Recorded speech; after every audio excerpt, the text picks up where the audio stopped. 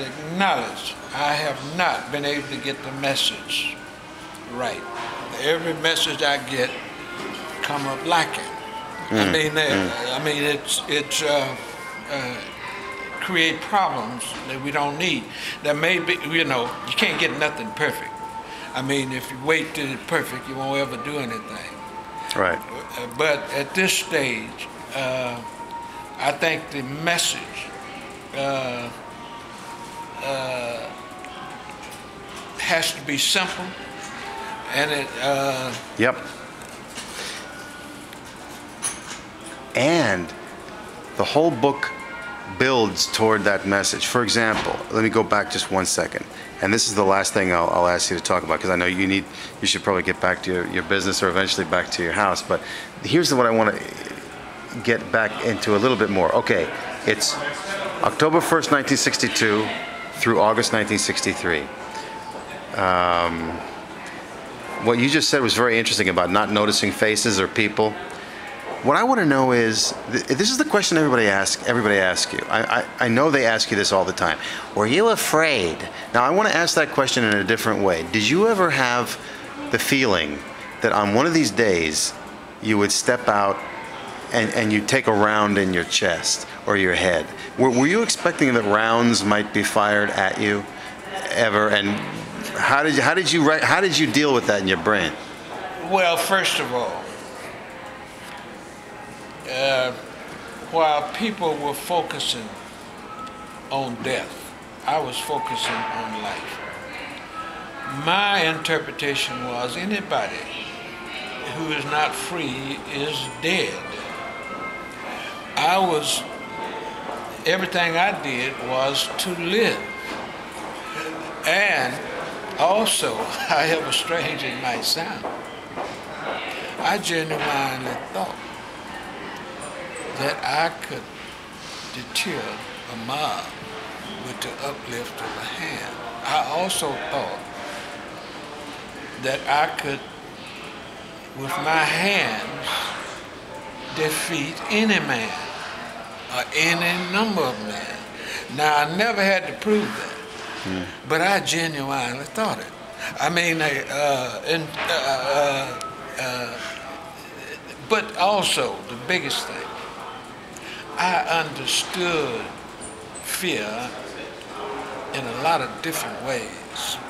But what most people don't understand about fear is that it worked two ways. And I understood that from the very first time I encountered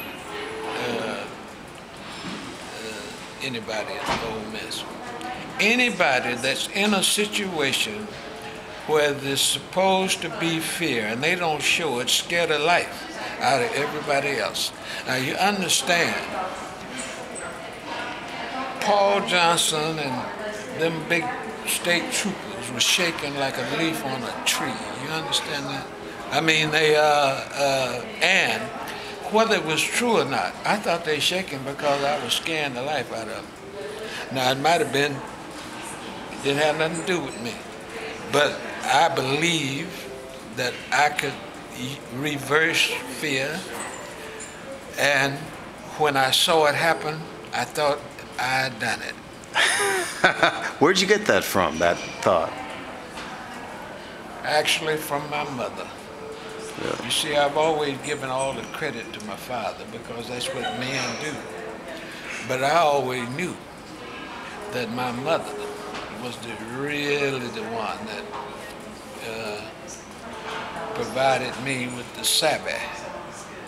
That is, how to get people to do what you want them to do when you want them to do it.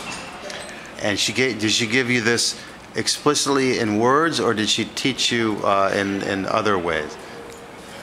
Probably both. I mean,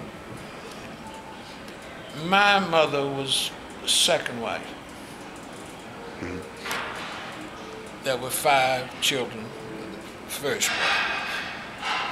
She was superstitious, scared of everything.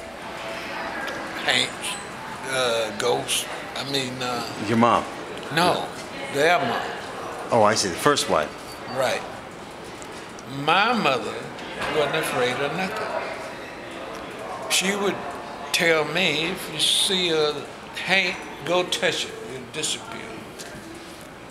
And when I was 4 or 5 years old, I used to have to walk with my oldest brother to visit his girlfriend if he's going to be coming back at night, because he was scared. You understand? I mean, but he see a ghost or a haint, he scare him to death. I'd go touch it. You ain't never touched it, it disappear. Ain't no such thing, all right? A haint. What is that? Well, that's something that's scary, like a ghost. I mean, I see. a haint is worse than a ghost. You know, I mean, but so, and you see, we used to, a lot of people don't know, I was really raised as a Choctaw.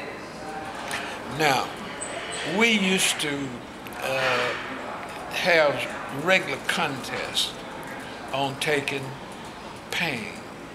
I mean, we would stir a hornet's nest, a bee's nest, and a wasp nest, and stand there and see who could stand there the longest. You understand? As a boy, with who, your Right. Your brothers or sisters, or Well, right, Kids in the neighborhood. whoever the boys was that we were with. I mean, they, and of course, I mean, I don't remember ever losing. I mean, so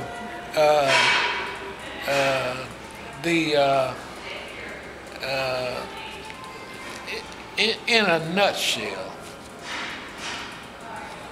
I was just a bad dude. I mean, they, I don't